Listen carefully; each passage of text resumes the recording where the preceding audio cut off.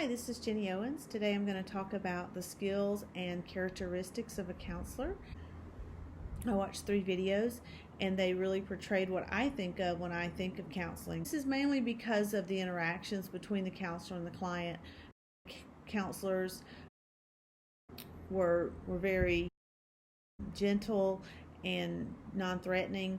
They were able to ask questions to keep the conversation going and restate what the client had said in order to show that they understood the problem.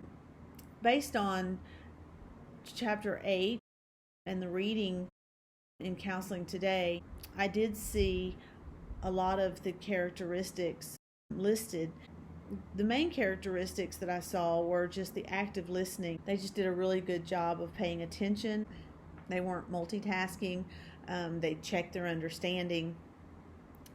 They used attentive silence in some of the cases, and they remained neutral. There was no obvious countertransference. They also weren't a cheerleader, and they didn't give advice, so they really stayed away from the things that Granello and Young warn about.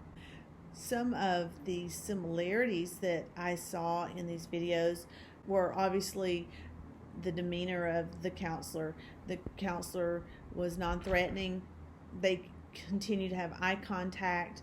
They nodded their heads to show that they were affirming and that they understood. They also kept asking questions, and they continued to restate what the client had said. I also noticed some differences in the videos.